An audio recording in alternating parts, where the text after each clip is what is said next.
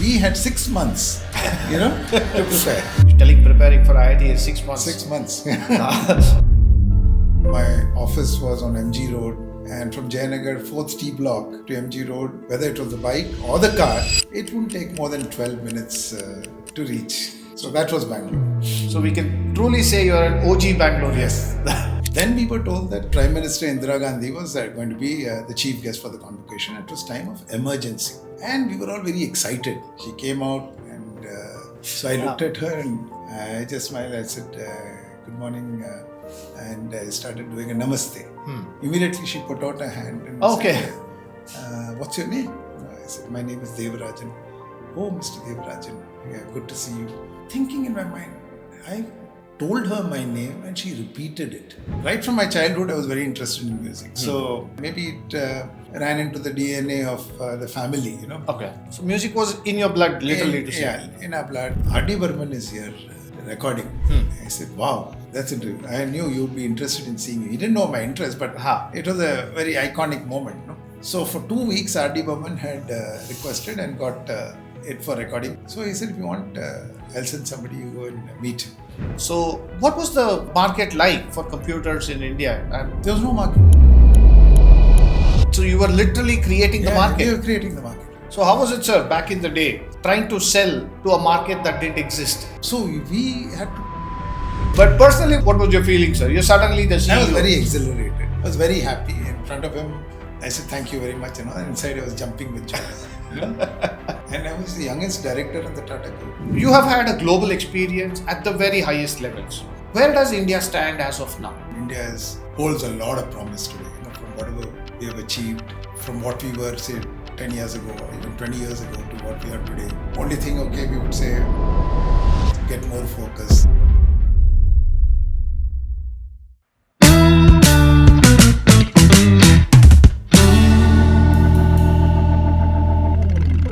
Hello and welcome to another edition of Conversations in Bangalore.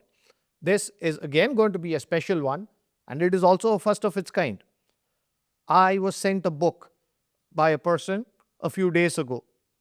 It was the easiest read I've had in a very long time, extremely entertaining and informative read as well. The book we're talking about is Designed to Win, the Tata Elxsi story by S. Devarajan, the ex-CEO of Tata Elxsi himself. I reached out to him and he very graciously said, yes, let us sit down and talk about the book and much more of a very, very rich lived life. And now, for the first time on Conversations in Bangalore, the OG himself, Mr. S. Devarajan. Welcome to Conversations in Bangalore, sir. Thank you so much, Shashank, for getting me over here. Oh, yes. The pleasure and honor is all mine. And I must again say, I thoroughly enjoyed reading your journey in your own words. And a big thank you for making this happen. No, my pleasure. Yeah. And like we asked all people on Conversations in Bangalore, what was your first introduction to Bangalore, sir? When or what? When and how and what?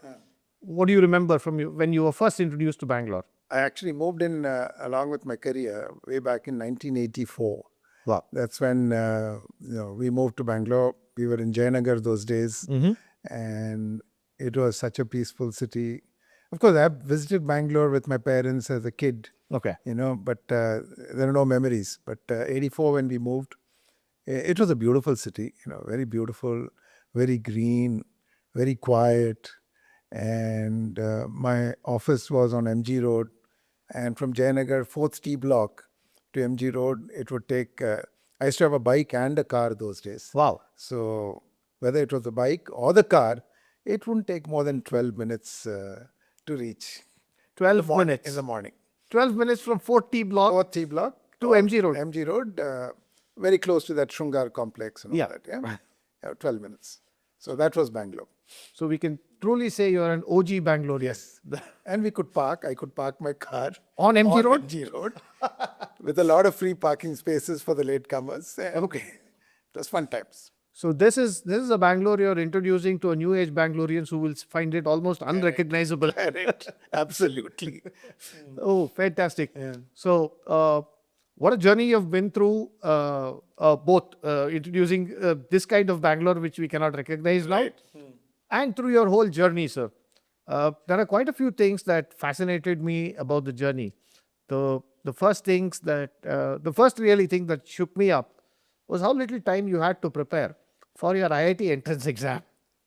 So, can we start off there, sir? You said you moved into Bangalore with your career, but let's go a step back. Where did it all start? My presumption is it started with your IITs. Was that true for you? No, when did what All your journey through your corporate life, your progression from there. Uh, the book gave me a sense that it all accelerated through your entrance test and getting into an IIT.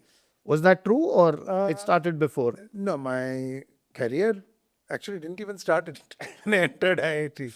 We all entered because we had to do a college, And my father would say, you have to get into a professional college. You have to do engineering. So that's how the IIT came into being in our lives. Okay. But we never thought so much in advance or so much ahead. It was all a step at a time, And yeah, we knew we had to go to study engineering, and at the end of engineering, one would get a job or whatever. So we were very young, obviously, and not ready like the kids today, where they prepare for IITs when they are in class 8 and all that. So we had, there were two batches or two types of students graduating from high school those days. We were part of that senior Cambridge batch, Okay. which And again, this is from Kolkata. Kolkata. Yeah. But it was true all over the country. The senior Cambridge students graduated in December. Oh, okay. Yeah. So our scholastic year was Jan to December, Oh, coinciding with the calendar year. calendar year.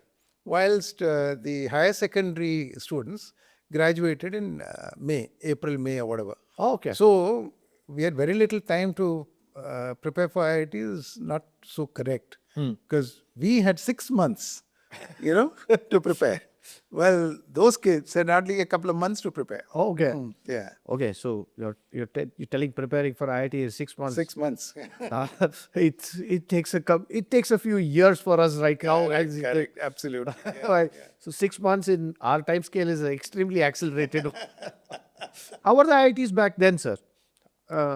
Yeah, there was only 5. So they were considered very premium commodity, Okay. And a yearly intake would be roughly about 200, 250 per IIT into 5. So less than 1,500 students across all the 5 IITs. Wow. So it was, and I was from IIT Kharagpur, and in college we had our hostels, we had single rooms.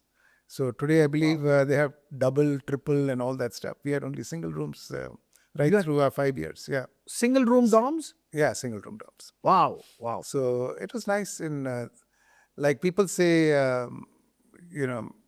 I find it not so much so an academic kind of environment. It was a very educative environment. Okay. You did so much there. You learnt a lot. It was not just your engineering and your physics and your mechanics and all that. It was so much more, And Kharagpur being a little remote from Calcutta or any metro for that matter, unlike the other IITs which are situated in the metros, we had to do everything to entertain ourselves there, So the environment was different, and we had a very strong bonded culture with these students and the faculty also. Wow. So yeah, The isolation actually bonded you better? much better, yeah. Okay. And while going through the book, there was a fantastic incident where you got the legends of Indian music to come and perform. Can you regale the audience with that, sir? How did this come about? Yeah, see, right from my childhood, I was very interested in music. So, music and the cultural scene, maybe it ran into the DNA of the family, Okay. My mother's side, there were a lot of musicians. My father's side, there were a lot of musicians. Okay. So music was in your blood, literally. yeah, in our blood. And I expanded my horizon to, beyond classical, to pop, to Bollywood, Hindi music. We would never call it Bollywood those days, Anything that is music, one used to love. So, and you had to choose certain callings when you get into IIT, either go vertically into the sports regime or into the cultural regime. And otherwise, you're very little much to do except studying. So I chose, I did play table tennis and all that for the college, but later on, my second year onwards, I focused on cultural activities and entertainment and all that. So that's where I got into the music scene. So we used to have our own band, we used to play, and when you become the secretary, you need to kind of get artists into the campus, and so that's how I got introduced into that. And by, I have this uncanny knack of making friends with whoever I interact with. So many of these artists over time became very good friends, and I could visit them in their house, and they would entertain me. Yeah, it was nice. It was nice, and still I maintain some of those relationships. Wow. Yeah. So, so your nature lended itself for you to be a consummate salesman? Correct. Okay. Absolutely. Yeah. Okay. Yeah. Yeah. So, through your journey, you have been in touch with the legends of the game even before you started your career off. So, how did all this come about? Do you now looking back at the journey, do you see them as a string of coincidences, or were you engineering this, or a mix of both? See, there's nothing like coincidence in life, it's like saying, he won a lottery, Okay. Yeah, there are certain things you need to kind of realize that things happen alongside, while you are walking on a road or running on a road, things happen alongside. It's up to you to capture that moment, Okay. or engage with that moment and ensure that, and see that if it appeals to you, take that moment along with you. So, for example, whilst at high school, in my 10th, I was fairly good in debating in school. I used to write also in school. Okay. Yeah, to school magazines and all that.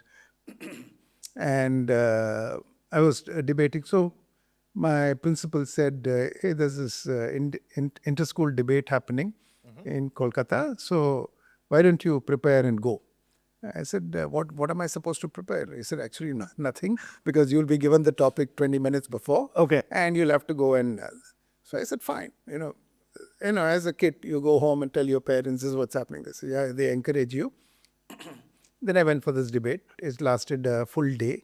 Wow. And the nice fun part was I was given the day off from school. So right from morning, I was, beating everything and coming out winning. Till at about 4 o'clock in the afternoon, we had the final round. Okay. Of the two teams. Oh, so this was an elimination round? Elimination round, that kind of a debate. So, may the best man win, that was it, or best boy win, that was at about 3 o'clock or 4 o'clock. And there was this guy who was my opponent, and we were given a topic, for and against, we chose. And I spoke for about 10 minutes or something like that. Oh, okay. Yeah, and I finished, and this boy came and he spoke so well. I myself was flabbergasted, So then at the end of it, as school kids, we don't introduce ourselves so much. I said, which school are you from? He said, I'm from St. Xavier's, Calcutta. Okay. I said, I'm from Don Bosco, Calcutta. So what's your name? I asked him. He said, my name is Shashi Tharoor. It was just another name. Yeah. Yes, it was just another name. And next year, again, I was sent. Same, it was an action replay. Final round, Shashi Tharoor and me. I knew what I was in for. He was better, certainly, the following year. So, see, these, okay, it's a kind of a coincidence, but then the following year when I was in IIT, he had already joined St. Stephen's, so in Delhi. So he came representing his school for debates to Spring Fest. Okay. It was a big festival in Kharagpur. And I met him there, and I was not debating anymore. I was in cultural entertainment. Okay. So we chatted, spent some time together, and but I never kind of nurtured that relationship. Okay. Yeah, we just So it was two schoolboys debating. Yeah. And the finalist you made is Shashi Tharoor. Was he as eloquent or back then? Very good. There used to be a school, the Statesmen used to be a newspaper in Calcutta, Yeah. and they used to have a magazine called JS, Yes. the Junior Statesman. And he used to write stories in Junior Statesman, and we all used to read it. His English was very good even then. Yeah. Wow. Yeah. Wow. So the two prodigious kids meeting, it's almost poetic in a debate competition final. True that. Fantastic, sir. So, I mean, how did IITs back then, IIT Kharagpur, how did it mold you? Because if people go through the book, they will realize that it's literally multiple movies rolled into one. Your life is literally multiple movies rolled into one. Thank you. And I was taken aback. I had memories of movies made on college life, and you've literally lived through them without many people realizing. So could you just touch upon a few things that really sticks with you even to this day from your Kharagpur days, sir? I remember, I was there during our silver jubilee year of IIT Kharagpur. That was 25 years of Kharagpur, and so that was a very big year. We wanted to participate as an institute in sports, in cultural activities, and everything. We wanted to do it very well. Okay. So the convocation was coming around the corner, and being in the college gymkhana, as they called it, I was the cultural secretary. I was inducted into the convocation committee. Okay. And the convocation was preceded with a lot of music programs and all that because the graduated students were there 2-3 days in advance, just to spend time in the campus. So I had organized, a lot of good stuff around that. Then we were told that the then Prime Minister Indira Gandhi was going to be the chief guest for the convocation. It was time of emergency. Wow. There was an emergency declared, and we were all very excited I don't know why we were excited, Were you following the politics back then? as No. college students? We knew emergency was there because we were all told to be careful and, Okay. don't get into trouble. That's all we were told. And then we realized, since I was the convocation committee, we had a debrief by the director saying Prime Minister is coming, so everything has to be impeccably done and absolute stuff and all that. And about 3 weeks before our arrival, the excitement was all these plainclothes, what we call secret agents, were all over the place, cleaning up the open air theater where she was supposed sanitizing it. Okay. The auditorium where she was supposed to change into her convocation gown, all was getting sanitized. Then closer to the date, we saw a platoon of cars from our auditorium theater all the way up to the stadium where she was supposed to land in a chopper. Wow, that would have been shocking. It was fun for us. No shocking. It was all excitement. No, you watch about 9 cars, all ambassador cars those days. Okay, yeah. Doing that rehearsal 5-6 times a day. Then again, closer to the date, we saw 3 helicopters landing. 3 helicopters 2 or landing. 3 Okay. times a day to practice the landing. And she would be in one of them and nobody would know which one. Okay. Then she would be in one of those 9 cars, nobody would know which one. And so we were preparing for all that, and me and a couple of my friends and the registrar, we were all waiting to receive the Prime Minister, and the job was to receive her from the car and escort her to the auditorium where she would change into the convocation gown, and a few of us escort the VVIPs to the theatre to address the convocation. That's it. That was our job. And you were in the committee. Committee. So a few of us were there, and we realized that the plainclothes guy opened her car first. Okay. So we knew that was the car where she was. She came out, and I don't know, what we didn't rehearse was how to greet her. So I looked at her, and I don't know why you get a little overawed, na? Oh yes. Yeah, the personality and all that. So I just smiled. I said, "Good morning." And I started doing a namaste. Immediately she put out her hand and Okay. said, "What's your name?" I said, "My name is Devarajan." "Oh, Mr. Devarajan, yeah, good to see you."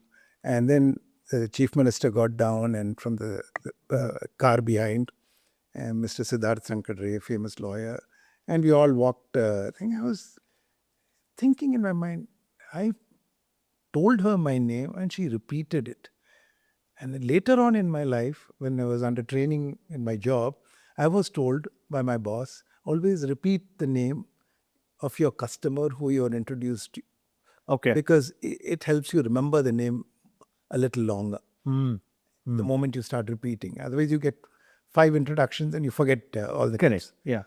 And that stuck on later, Then I realized why she did that, Then we go into the thing. She changes into her convocation gown and he says, and I ask her, ma'am, like some tea or coffee? Do you have some nariyal pani? Nariyal pani. Okay. I said, no, you're prepared for everything. Where do you go for nariyal pani in a sanitized campus? Yeah. All those small shops were all taken away from there. I told one of my guys, hey, just go and see her. So he said he took a cycle and went around. Wow. And the chief minister they would all be huddled up and chatting, and we would all stay behind, Suddenly the chief minister came up to me and said, excuse me, where is the nariyal pani? I said, it's coming, sir, it's coming, sir. And we're all kids here, And then he says, Madam Prime Minister is going to get angry, very upset if that doesn't come. And this is the chief minister. Chief Minister is telling me, Madam Prime Minister is going to get very upset. I said, yes, sir, it's coming. And funnily, God sent or whatever, this boy came with a plastic bag with about 4 nariyal green coconuts, and he was asked specifically not to Cut them open. cut them open. Okay. Bring it as it is. Security purposes. Yeah. So the ADC took one, looked at it, and from his pocket he whipped out a fairly large penknife. Chuck. He opened it and poured it to a glass, and she had it. And she just looked around and said thank you, without looking at anybody in particular. And then we walked her to the theater, and she just went away. And one felt a little sad, that after all this, suddenly she doesn't even say bye. Oh, I can imagine that you as a student, you have done so much. Yeah. Taken the threats from the sitting chief minister to get a nariyal pani. Fantastic. So, No, but a lot of these things stay. See, even today, it's almost close to 50 years. 50 years, sir. Yeah. I still remember this. Every moment that ticked by, So 74, I think, was the emergency. 70. No, 70. This was 76 or 76. 76. Yeah. And of course, being in the campus, I think you would have been isolated, at least personally from what was happening. No, nothing impacted us. Yeah, nothing impacted us. Personally from what was happening outside. Yeah. And of course, the Prime Minister coming and you're greeting the Prime Minister, it is a big thing for anybody. Yeah. So, fantastic, sir. And we were talking about, while I was reading your book, one more thing just struck me. The music concert you organized. Was that in your final year or was that also in your... Ananda Shankar you're talking about? Yes. Yeah. That was in my second year. Okay. So we wanted to do something very different. We used to have our annual hall day, as they call it, the hostel day, where we would invite, all your friends into it, your professors into it. There'd be a entertainment program in the evening, followed by a nice dinner, specially cooked dinner, and all that. And all the hostels would, actually, halls as we call them, Okay. would bring in some minor artists from Kolkata. When I say minor artists, even those days we used to bring in Louis Banks and all that, the jazz musician. He was a minor artist those days. He was a minor artist. He used to play in a nightclub in Calcutta. Usha Uttop, all minor artists. Oh, they were minor artists? Yeah, they were. Wow. They used to play, sing in crooners in nightclubs in Calcutta. Oh, okay. Okay. The Park Street Club. Park Street Clubs, Trinkas and Blue Fox. So I said, let's do something grander. And I don't know, so maybe thinking back, I always wanted to do something bigger and better all the time. Maybe, Think big is always been the motto. Yeah. So somebody, I remember at home we used to listen to the radio and this Ananda Shankar used to play and lovely music, a sitar with fusion and all that. And I said, why not try and get him? So picked out his address, wrote a letter. That's the only way those days, right? And he responded. Then I said, can we come and meet you and discuss? He said, sure. He gave us his address. And two of us, me and another friend of mine, went on a Sunday, took a train, went to Calcutta, went to his house, And he was the son of the famous dancer Uday Shankar and nephew of Pandit Ravi Shankar. No? So he was a very simple young gentleman, and we spoke to him at length, and he said, yes, if you want to do a program in IIT, but in your hostel, I don't think it'll work out. We need a big stage and all that. You know, we'll be about 15 musicians and about 6 dancers and all that. So then I said, I can organize it in the open air theatre. And I said, sir, that's not a problem. We will organize what you want. And we were worried about the fees. So we said, what about your fees? And he gave us a number. And it was well within our budget. Okay. You know? And we said, okay. And we signed a contract. I signed a contract. I've never signed a contract in my life, you know. And we came back, and he was very, very nice, actually. And soon after that, he was rehearsing. He said, you boys want to sit down and listen to us rehearse? I said, yeah, we sat for half an hour and all that. His musicians came and they were rehearsing. Then we came back.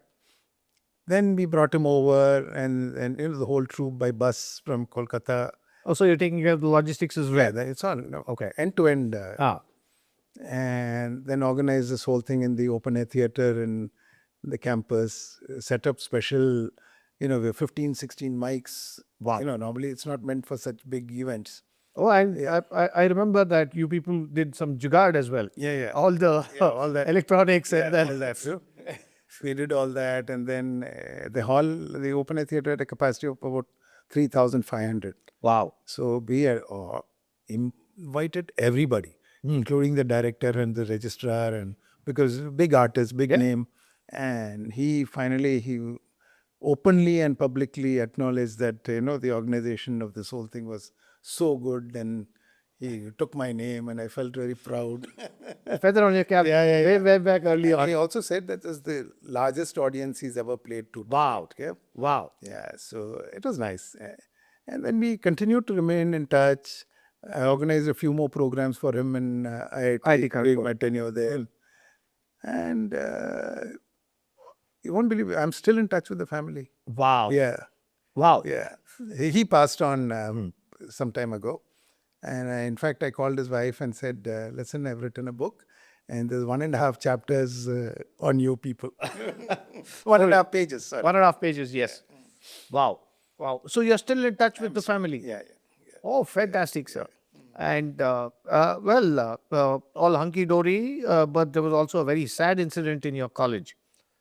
This is what actually told me that, I mean, in such an early part of life, you've seen the ups and downs.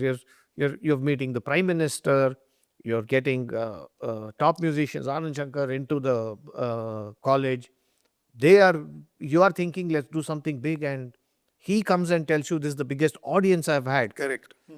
So the trajectory is going up, but then you had a very, very sad incident to a very close friend of yours. Who passed away. Yeah, that was very sad actually. It was very sad. Yeah. So while I was going through the book, the first thing that told me was it was such a packed life in those 4 years. The highs and highs you've seen, and you also I think you just wanted him, or rather he gave you an idea to work with, and then you go away and then come back. Yeah, so he was also a musician. Yes. So he used to be a guitarist. So we used to do, in the hostel level, we used to do a lot of jamming together. We had a music group for participating in our inter-hostel competitions, intercollegiate competition. We used to play. So I remember that was this Republic Day weekend, long weekend. My sister used to live in Bhilai, which was an overnight train journey. And my brother-in-law had a good collection of vinyl records and music. Yeah. So I said, I will go home. You need a break also. So I said, let me go spend the weekend with 3 days with my sister. And let me go and record some music and bring it back for our practice. Okay. So we both sat together and saying, okay, Spring Fest is around the corner, which is February. So I said, what all? And we made a list, and I said, I'll do all this and come back and we'll be ready to go. I come back, and early morning, the train comes at 4 o'clock or something. And I reach my hostel, and I find a chit on my door from a friend saying, wake me up as soon as you come in. Okay. And I woke him up and said, "This is what happened 2 days ago, the morning after you left." All this happens. Uh, I mean, this must have actually shaken you up. Not only me, The whole college, of whole course. wing actually. Whole wing, we were all very close. 13 rooms to a wing, So Oh yeah, that literally becomes a family in a hostel. yeah. So everything goes around. It was rather sad. So after all this, sir, there suddenly comes a time when you're finishing and getting out. Correct. You've poetically described in prose how that last train journey on that longest platform The world. at that time Yeah. went by. So, how towards the ending of your engineering, were you always thinking you're going to be a salesman then, or was that an evolutionary thought? How did that work out? It was like IIT, they say, is the hardest exam of elimination. Okay, Right? It's not hardest exam of elimination. in the world, even today. So here also it was actually a process of elimination. So whatever the kind of jobs those are, you go into the manufacturing shop floor, production guy, or you be an R&D guy, Okay, yeah. And those were, and as an engineer, these are the two things you can do.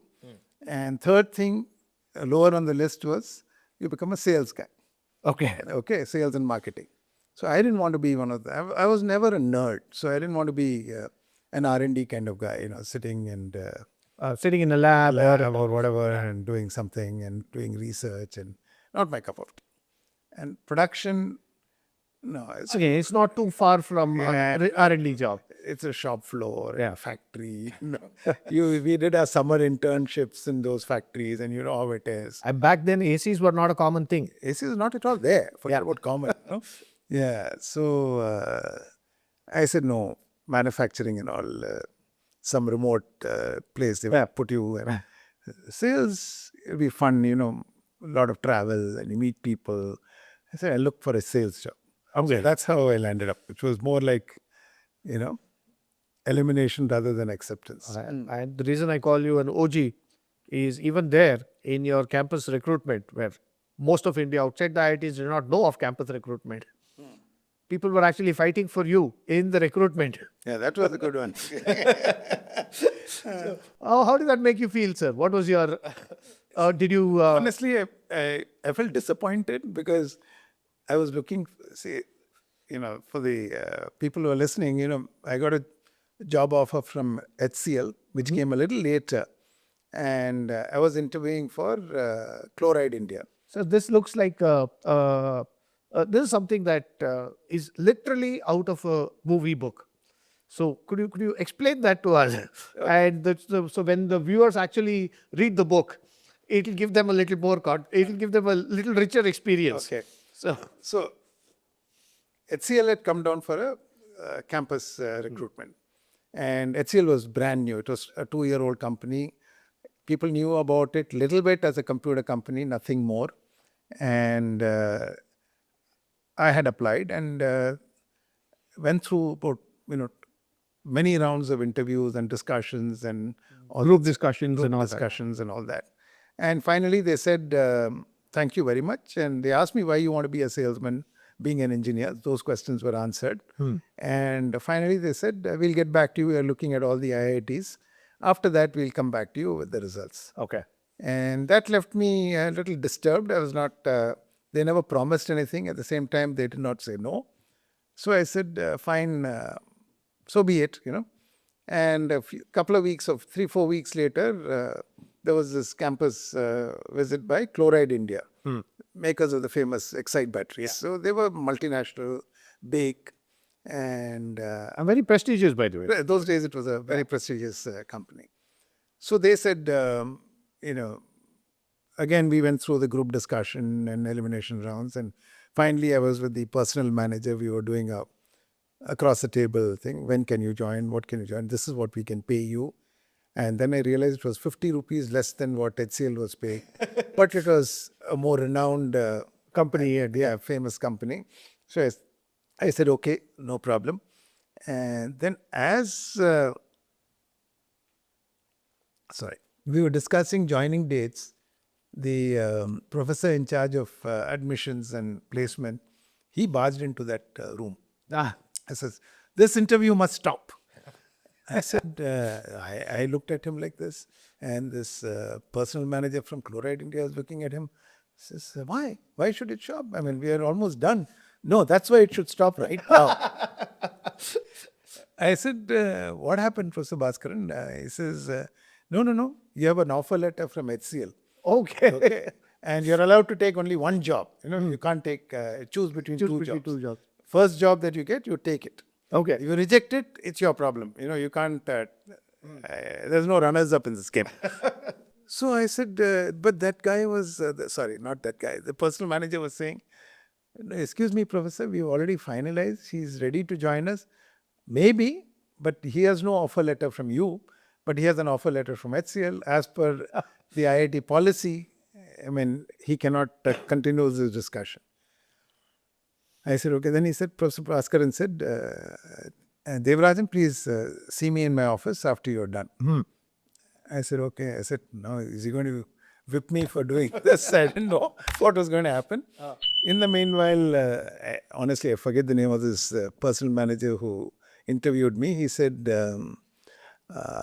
"Thank you very much. I wish that letter had come in a little later." And he said, "If at any point in time you feel that you're not happy there, please reach out to me." I felt so good. You're not, the first time in your life you're listening to all these kind of And this, conversations. I mean, fantastic validation for a young graduate who's just coming out. Yeah. Where there are two Yet to be graduate. Oh, yet to be graduate. This is a fine year. It all happens in January, Yeah. And you finish in April, May. So anyway, I walked just across the corridor was Professor Bhaskaran's office, and I said, "What, Professor Bhaskaran, what did you do?" No, we have to follow rules. Then he said, "Sit down," and all. I was very aghast. You never sit down in a professor's, student never sits down in a professor's office. So he said, "Congratulations," and all. He shook my hands and he read out the letter first to me. And then he showed me, then he gave me a copy, gave me the letter after reading out to me. And he says, "I've been offered this job at HCL and I have to join in Delhi on so-and-so date in mid-July sometime." He said, "Congratulations." But then he also said, "Sorry about what happened. Rules are rules." I said, "I agree." That was just by a whisker. Yeah. The IT world found you. Correct. Instead so of later in life, there used to be a TV channel focused only on IT those days in Bangalore. It was called, it was run by this Shubhanjan Sharkar. He's in Kolkata, okay. Okay. Yeah. So he interviewed me when I was in Tata Elxsi as a CEO, and then we went through this life story.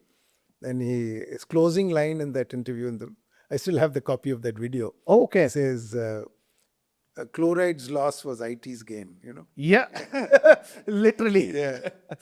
Finally, I mean, so if we can find that, we will certainly want to inlay that. Now, I mean, so that's exactly what I was thinking, that in just that whisker, when Professor Bhaskaran came and stopped that particular interview, that's when the trajectory changed. Will you say that? I would say that, yeah. Otherwise, I would be somewhere selling batteries somewhere. No.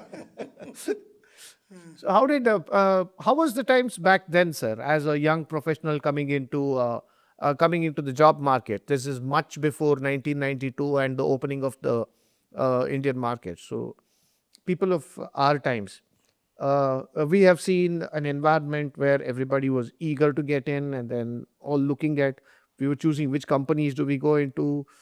We were looking at what the cultures are here and there. What was it in your time when you're an engineer just coming out, you've already secured a job in HCL, barely missed out on chloride. So, and you're moving to the national capital. Right. Oh, what were the times? What was your feeling? How was the excitement? Generally, give us a picture of what it was back then. It's a big, rewind for me. But honestly, for all of us, from our batch, the excitement was, now we are moving into another world, you know. So that was the first level of excitement. You're no longer a student. Then the second level of melancholy was, are we going to be in touch? Are we going to meet again? Okay. What happens? We all get dispersed back. No, Yeah. there's no more summer vacations after which you come back to yeah. campus. So are we going to meet again? And everybody scribbles each other's names and addresses on a piece of Scrapbooks, paper. yeah. You know? All that happened, and then my father had already retired by then and moved to Trivandrum because his brothers were all there, and he decided to settle down there. Okay. For no particular reason except for the fact that Family was his close. family was there. And then that's when I took this famous train from Kharagpur all the way to Trivandrum via Madras those days.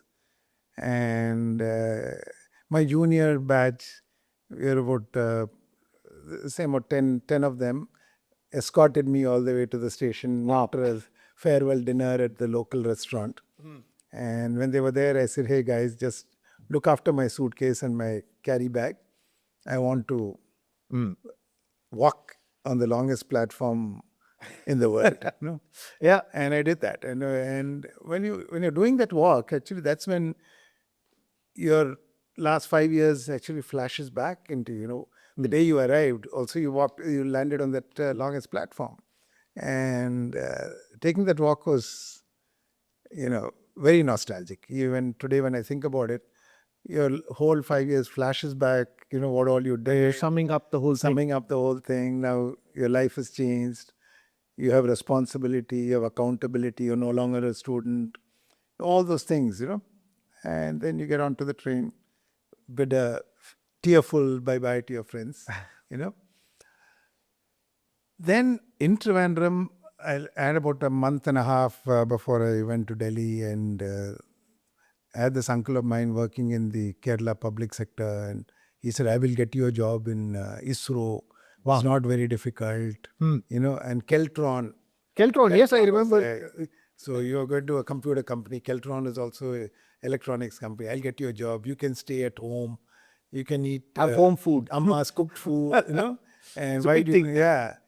Delhi, you won't even be able to make 2 ends meet with your salary and all that. And he was my next door neighbor to my dad, my father's youngest brother. And they said, what is this? What do I do? He's putting me in a dilemma. At the same time, there was a pullback for me also. Whatever he said was exciting, no? Yeah. Then I went back and told my father and mother, this is what your brother, my uncle is telling me this. He said, see, the choice is yours. Going there, you'll be exposed to the world. You'll see more. Being here, you'll be limited by Trivandrum. Yeah. You know, and then he told me his life story. When he was very young, after finishing college, he went to Bombay. From Bombay, he went to Calcutta. And he really, you know, lived his life through with experiences. Then I took a decision right away. He didn't tell me don't take or take. He always left the decision to me. He just gave me the pros and cons and said, you decide. Wow. He always would do that to me. You know, you decide. These are the options. I said, I'll go. Let me take the challenge. If I really feel bad and if really become a failure, I can always come back to that Keltron. All you have to do is tell your uncle a little sorry and get... So I went, you know, and it was very nice. Right from day one, you know, we were about 18 or 20 of us as trainees. We had joined, all from different IITs. See, those days, people used to, in companies like HCL, would hire only from IITs. Only Yeah, from IIT? yeah. Okay. So everybody was IIT. And it was a nice fraternity. You know, I was there for 3.5 months before I was transferred to Kolkata. Okay. Yeah. And Kolkata happened because you were from Kolkata? They said, because I'm born and brought up in Kolkata, this guy will be a good fit. Huh. He knows Bengali. So let's, and the office was, everything was new because HCL itself, I was some 90th employee or something. Wow. Of the company. Yeah. Wow. Yeah. So he said, go to Kolkata and start your work there. That's how I went. So, I mean, this was way back, 70s. Yeah.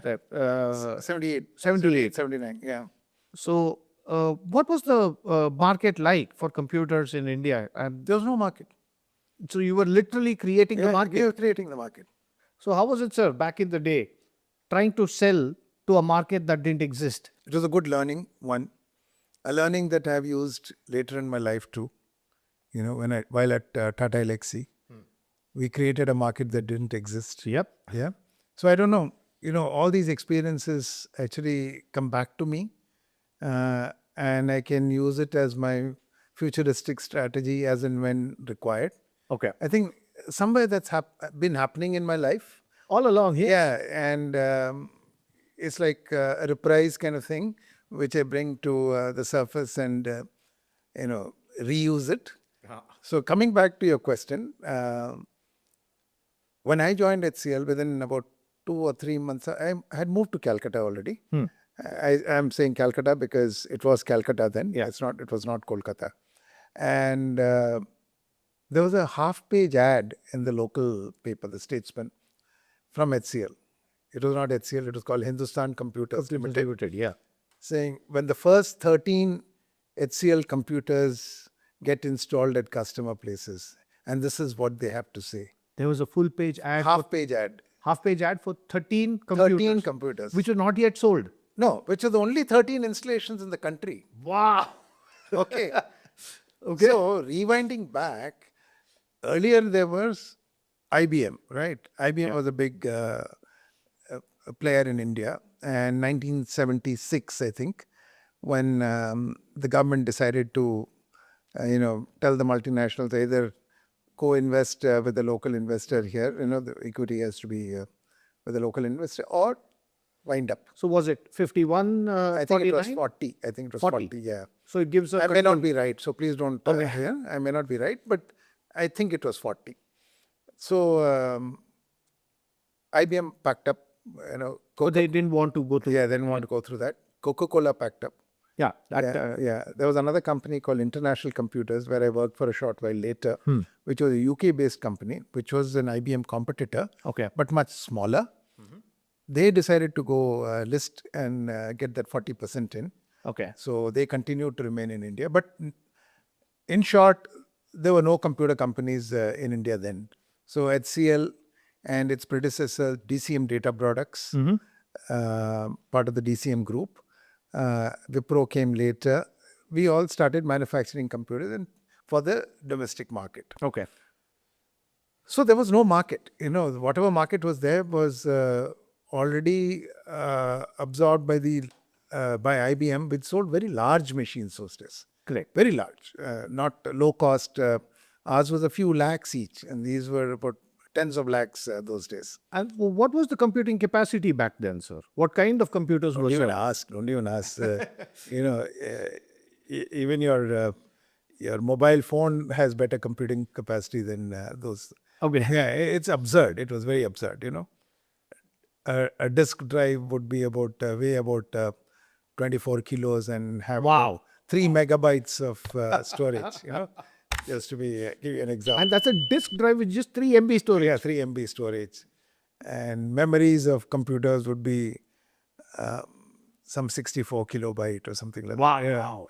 Yeah, so it was 16 kilobyte, 32 kilobyte, stuff like that. So the numbers were very horrendous, but they all used to do the job. So I think the programming was very efficient. Much more tighter. Yeah, much tighter. And they would all churn out whatever was required then.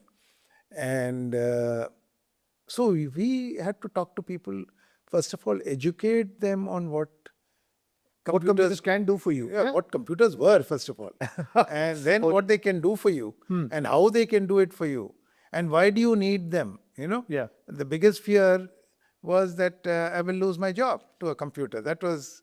that played in the mind. Embedded in people's minds that they will lose a job because, you sell saying everything will be automated. Moment you say everything will be automated, obviously there is no place for the human beings. Okay. So we had... And this was in India where the unemployment was pretty high back then in the late 70s. Yeah. Unemployment. But people were afraid. So there was a big resistance Okay. to moving computers. But there were, CXOs who were very dynamic. There were CXOs who understood the benefits and how it really would benefit their business. Okay. They would reassure their employees saying that we will retrain you so that you can be adept at all this. Okay. Those kind of stuff.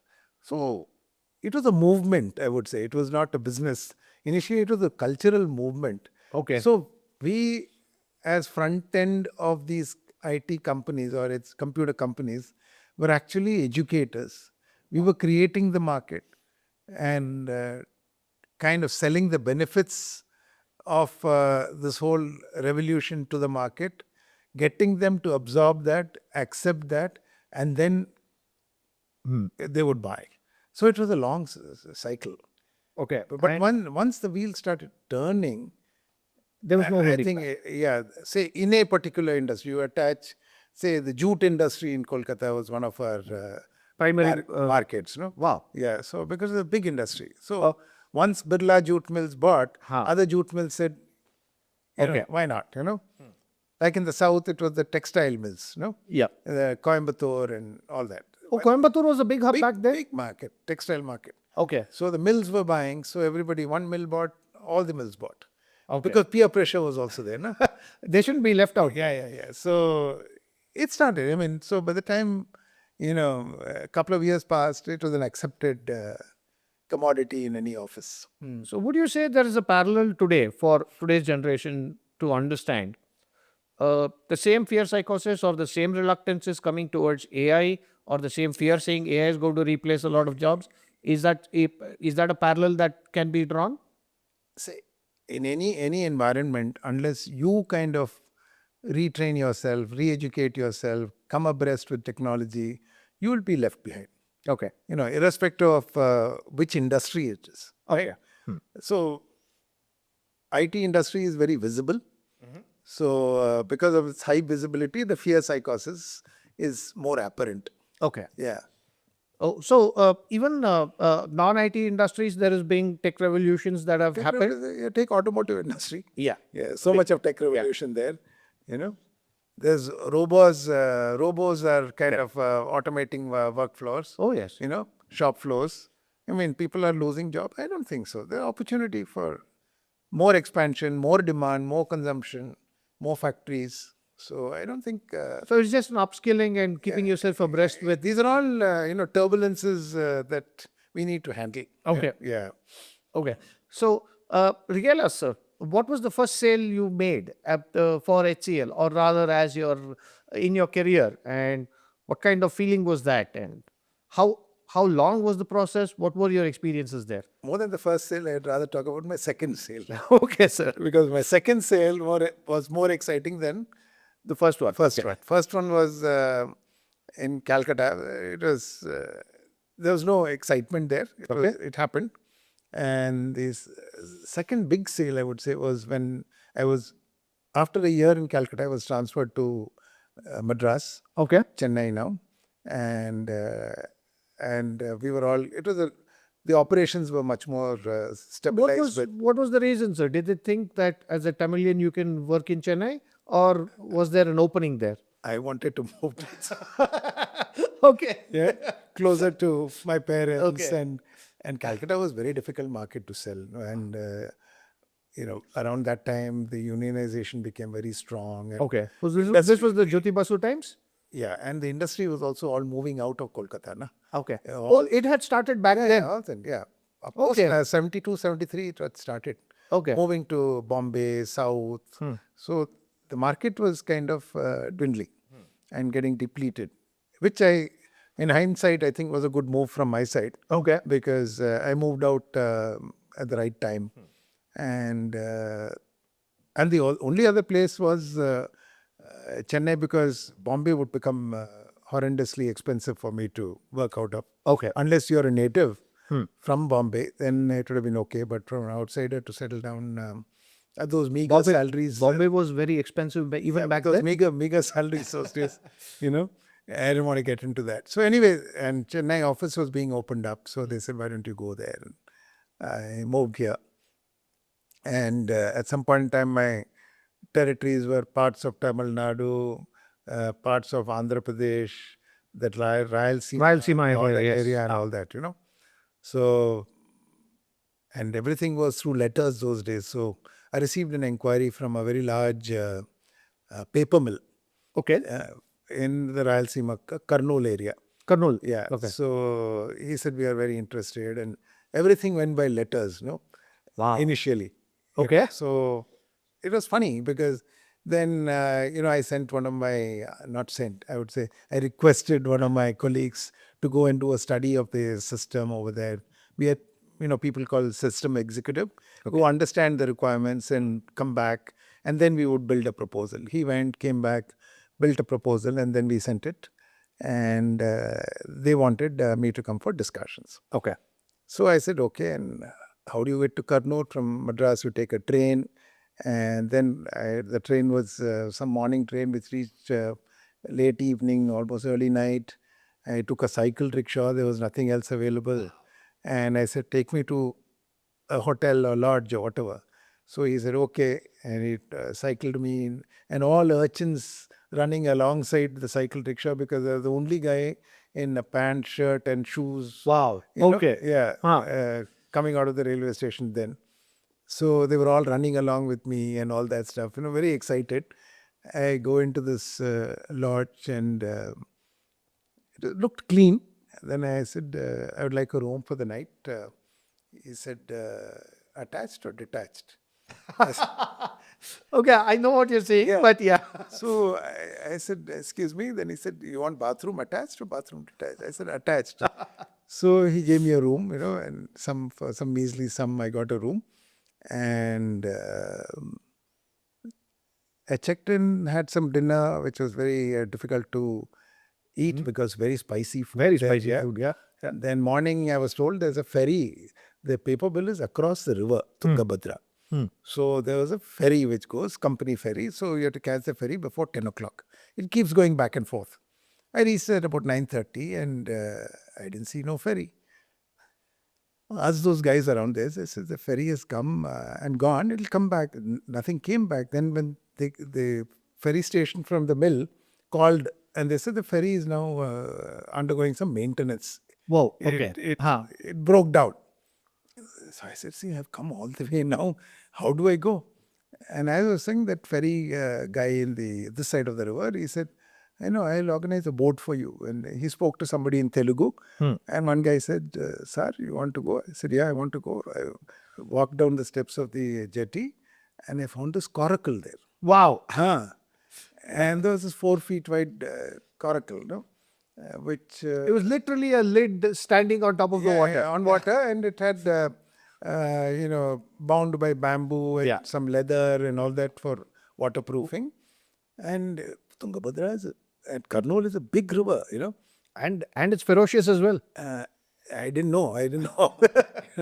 So he said, this is the only way. I said, I fixed up an appointment with the CFO of the company to discuss a proposal which he was very keen to move forward with. And this is the only way I can do it. I said, how much? I said, 2 rupees. I said, okay. Then he said, sit down, sir. Then he said, you put your briefcase, sit on the briefcase. Okay. And hold on to the sides because it is round. So these are safety instructions being given to you. Yeah, only instructions. Same to your... And he sat across and he was rowing. And the damn thing would turn, spin around. And I was quite, dizzy by the end of it. And the center of the river, the currents were pretty bad. And anyway, I had my trousers wet in my seat. Of course. Because water was coming in.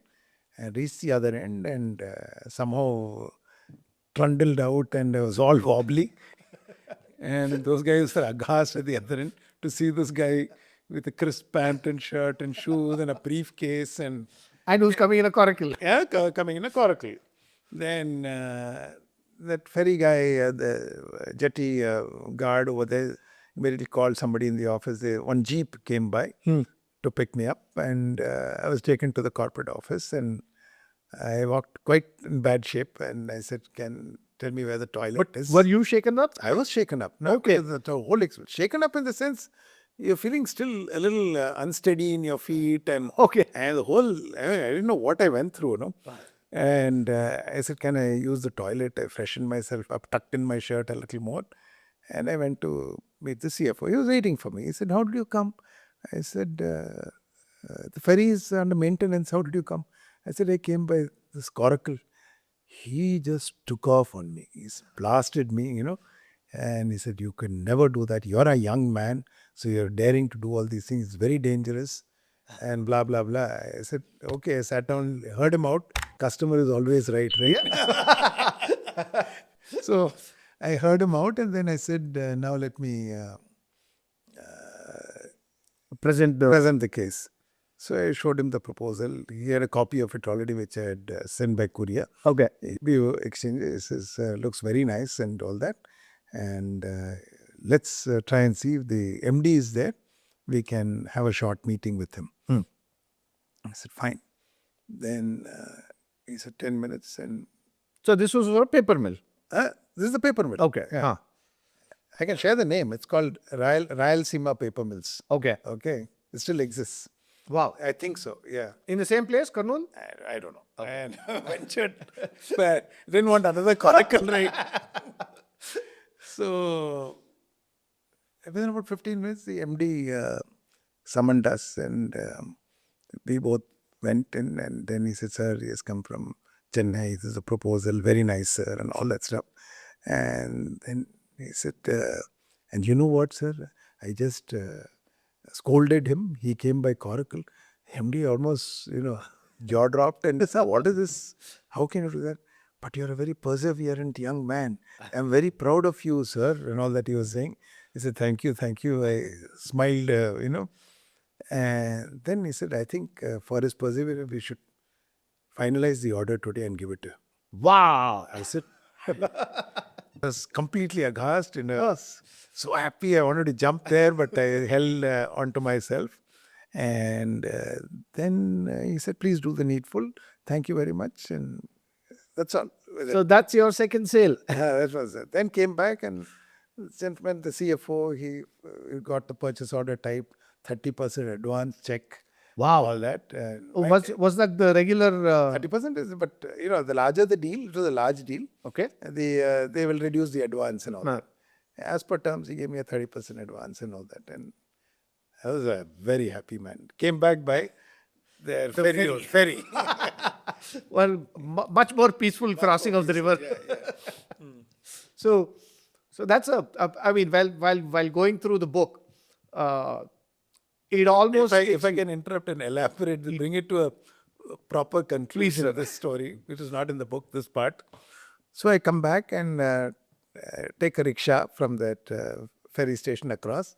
It was almost about 7 o'clock, 7:30, and my train back to Chennai was about 12:30. Okay. So now what do? I've checked out, everything done. I'd left my overnight suitcase in the lobby of that lodge. Okay. Picked that up, and I told this guy, take me someplace for dinner. So we went and had some stuff, very frugal stuff, because everything was spicy. And by 8:30, I'd finished dinner. Then I asked this guy, no, I need this rickshaw fellow with me. There was no point going to the station right now because it's too early. I asked him, any cinema halls nearby? Okay. So he said, yeah, 2 or 3, he said. I said, a Hindi movie. He said, okay.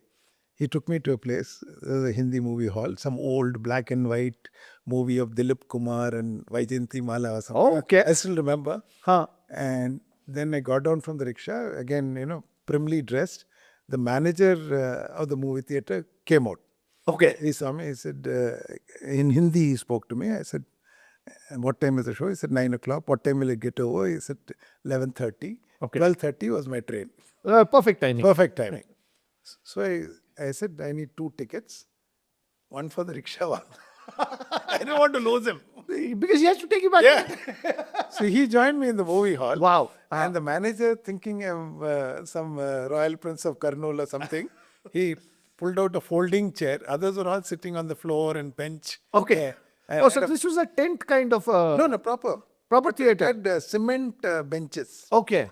Concrete benches where everybody was sitting, and I was given a folding chair, metal folding chair, and in style, and this guy rickshaw below at my feet. Wow. We watched the movie. Interval, he gave me one soda. Okay. all that. Torino, thumbs up, something like that? No, some plain soda. Okay. Yeah. And then around 11:30, I went to the railway station. Wow. And sent the rickshaw. So, literally from the time you reached Kurnool, with the urchins following you around like you were a celebrity, till the last moment, you literally were the Prince of Kurnool. And you got the deal as well. Yes, it was a good trip. Oh, fantastic, sir. Fantastic. So yeah, I mean, being adventurous and single-minded of getting to your customer finally paid off well. Yes. Were there any other exciting journeys in HCL like this, or was it plain sailing after a Coracle ride? No, there have been a lot of incidences on and off, which entangled me in various things, in a good way. Yeah. And how did you meet the legend R D Burman, sir? Oh, that's another story. First of all, I have to confess that I'm a very ardent fan of Panchamda, As we all are, sir. Yeah. And I have every song that he has recorded in his life. Every song. Every song, which is not, some of it has not even been released in the market. Wow. Okay. So I have that entire collection. Okay. That's one story.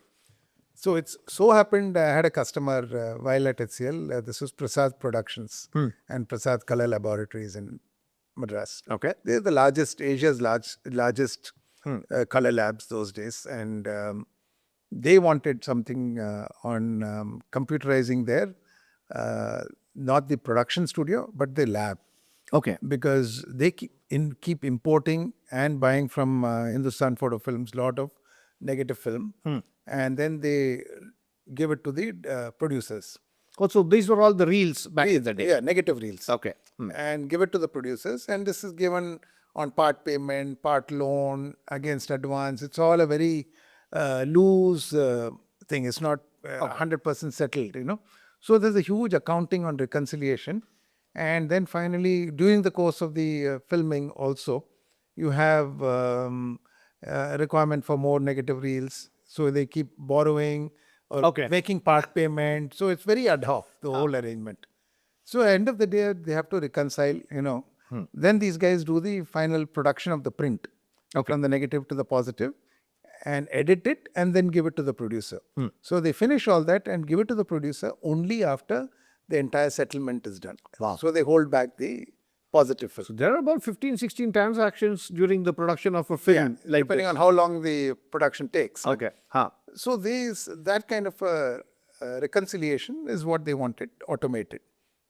So I had met, the founder of that is Mr. L.V. Prasad, who's no more.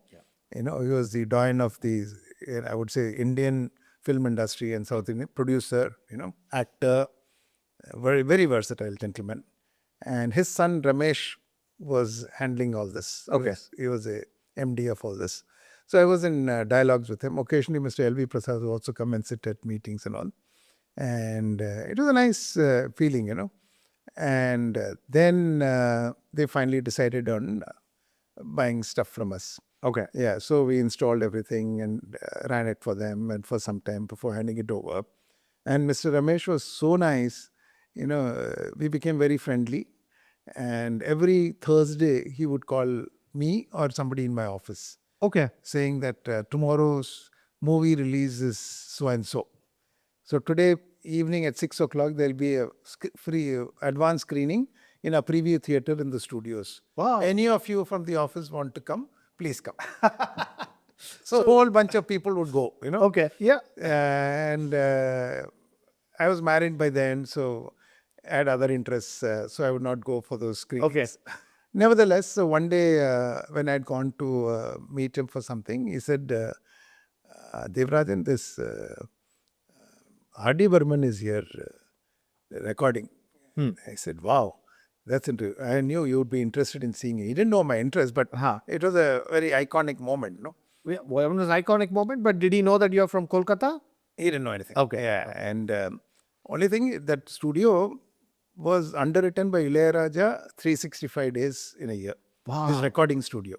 Okay. So good. It was so big and it was so modern.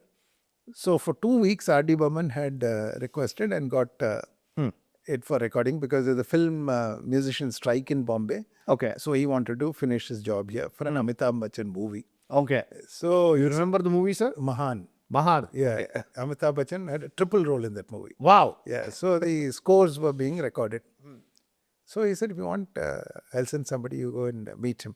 I said, sure, Ramesh, I'll love to. So he called for his chief recording engineer from the studios. Huh. And he took me there and introduced me to Mr. R D Burman, saying this is Devarajan. He's a, what do you call, big, expert on computers. He works for a computer company, it's big. And those days, computers was a very big buzzword. Yeah. So Mr. Burman looked at me and he smiled and all that. And he said, come, let us have a chat. I said, okay. He broke the recording a bit.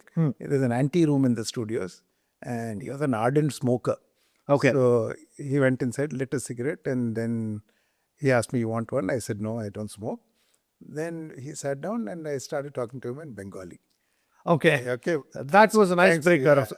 Dagas, he said, how do you know Bengali? I said, I was born and brought up in Kolkata, so I know my Bengali. And we chatted for a long time. Then he took me to introduce me to the musicians on the studio floor. I spent about 1.5 hours with him.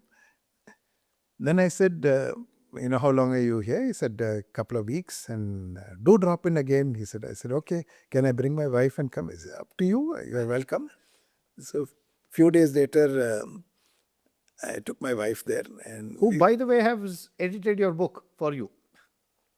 Sorry? Your wife, by the way. Yeah, She's the editor of. I would say unofficial editor of the book. Yeah. She did a fantastic job doing that. Yeah. So I took her and we spent, some more time with him and all that. I never somehow, nurtured that relationship. If I had, I would have got, I don't know why, It would have been probably a very fulfilling. Correct. Yeah. What a true legend. So starting from your college days, you've been meeting prime ministers, top musicians, legends of the game. Don't pluralize Prime Minister. Sorry. Prime Minister, that was during emergency, at your doorstep, literally your doorstep. Correct.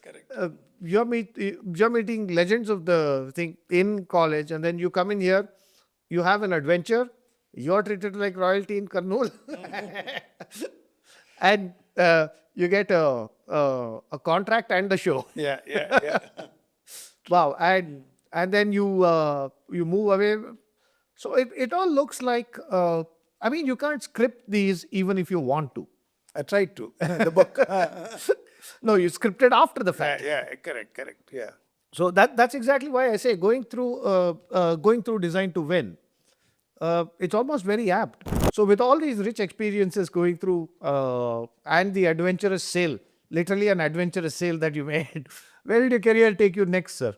Yeah, so soon after HCL, I did about 5 years there, and everything was good. And I had a excellent team. My bosses were fantastic, and nothing was amiss.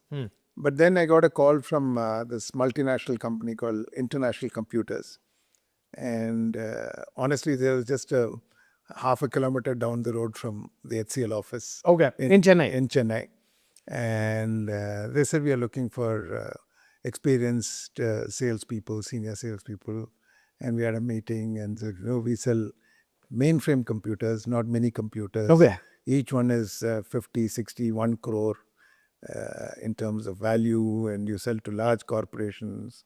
And we are a multinational British company and all that. So the money was good, and I thought I could learn something very different. And in a different scale altogether, Yep. The address market will be different, the product is different. I thought I could widen my experience by switching my job. So that's what happened. I moved to IKIM, as we used to call it, in International Computers India Manufacturing. Okay. Yeah, and in Chennai. And it was a very fancy job. Everybody flew. Everybody flew. Everybody flew, and You stayed in 5-star hotels when you traveled. Okay. It was a fun element. We were very young, right? So And you're seeing the perks of being a salesman. yeah, salesperson, and we were very young. So all these things mattered a lot, also. And back in the day, not many people flew in India. Yeah. So from Chennai to Madurai, I would fly. Chennai to Trichy, I would fly. Okay. Finally, your beat is all that, no? Ah. So you're flying everywhere and staying in top class places and learning all different stuff, meeting customers at a very different level. You're talking about the BHEL and the TVS group and, big names, no? And your ticket size also is that much higher. Yeah, higher. And only thing, the downside was I had an exciting time. I sold 3 or 4 machines in the 2 years I was there. Okay. Yeah, which was very good and considered very good. And unfortunately, it was so large an organization with severe overheads. You felt as if, things were not so nimble like an HCL. No, it was not, every sale took a long time. You needed the patience. You need to do, go through the process. Okay. And I felt it was like a very sophisticated public sector company, So it was not... Your cup of tea, as they say. Yeah, and Friday evening when you're driving back home, you don't feel good about it, So I said, no, I shouldn't continue if I'm not feeling nice, So you were in your late 20s, early 30s at this time? No, still in my mid-20s. Mid-20s? Yeah. Oh, yeah. Then I can definitely understand that Yeah. it wouldn't be something very exciting for... No, I don't know. Well, late 20s, I would say, yeah, mid-late. Then I got this call from Hyderabad, my ex-colleague from HCL, Mohan Reddy. He started OMC Computers Okay. with the Tata umbrella. So Tata's had 30%, and Dr. Raj Reddy, who was the professor of robotics and AI at Carnegie Mellon, he had a technology for graphic workstations. So he put in money, and Tata's put in money. AP government put in money because you needed a government license for manufacturing those days. And to make very high-end, sophisticated graphic workstations. So he said, Dev, why don't you come and join me? Now we are looking for somebody to head Bangalore. Okay. So why don't you join us? So that is how you came to Bangalore? Bangalore in 84. Oh, okay. So I came to Bangalore, joined this company. And it was again a brand new learning process. You're learning different things and, And I was there for 9. Then after about 3 years in Bangalore, they asked me to go to corporate office. okay. So I was leading sales and marketing for the country. And How was that progression, sir? We are leading sales and marketing for the country. We have known you as a salesman. As you're climbing up the ladder, well, say for example, today a person who's getting into sales or is just begun his career in sales, what did the progression look like then? no different, I think. I think they all, if you do well, you move up. No. Okay. Yeah. So it's just a metric game. yeah, you do well, you're committed, you're passionate, you manage people well. All these are the attributes, Okay. for a leader. So as long as you start filling the attributes, you start filling the roles up. Okay. Yeah. So when I was handling the southern operations out of Bangalore, I was leading a bunch of people for the southern region, then moved to Hyderabad. It was at the national level. Yeah, it didn't kind of bother me much in terms of responsibility or accountability because you're more people to work with you. Okay. So as long as you carry them well with you, you can achieve what you need to achieve. And did any of your experiences in organizing large events, did you learn any skills from there? Did they help you while you were moving up your ladder? Yeah, teaming was the key learning, the takeaway right through my life. As long as, right from a bunch of friends, Yeah. right up to all these events that we talked about. For everything, you need a bunch of people. Somebody takes care of this, somebody brings an nariyal pani. Including that, yes. So it's a collaborative, everything is collaborative, and you cannot do anything by yourself, and there are some people in the team who know better than you how to do certain things, leverage on that, so it's always good, and you learn by leveraging on that. So I always believe, even as a leader, you don't know everything. And your team members who are younger than you, who are, dirtying their fingers there, they know better than you on that. You learn from them, you know better. Then you can advise somebody else. So everything is, a beautiful cooking pot, I mean, A good khichdi. Yeah. And khichdi is the outcome. Cooking pot is Okay. where it's stirred. Yeah. So The kadai. Kadai, yes. So then, from there, what happened? Yeah, but after 9 years in OMC, I was in Hyderabad. One day, I get a call from Bombay, from TCS office. Mr. Kohli, FC Kohli, was founder of TCS. He was heading TCS then. I got a call from his office saying that he would like to meet. So then I went, and he told me about this company, Tata Elxsi. And he said, I said, I've heard of Tata Elxsi, but it was new, a couple of years old in India. And I had not known of its origins or anything like that. Okay. Yeah. So he said, you heard of Tata Elxsi in Bangalore? He said, yeah. And what do you do now? Then I told him what I do. He says, because again, the affinity is also a Tata company. No? Correct. Huh. So he said, that company is a little bit of a turmoil. There's a lot of cleaning up to be done, a lot of strategizing to be done. We want to make that company successful. And it's a listed company. So Which was a big thing back then? it was a big thing. So moment it's a Tata company and it's listed, you're answerable to shareholders. So you can't do bad, no? So then he said, can you join us to manage sales and marketing and steer the company back? Okay. And coming from a person of his stature, and very, very respectable person, I couldn't say no.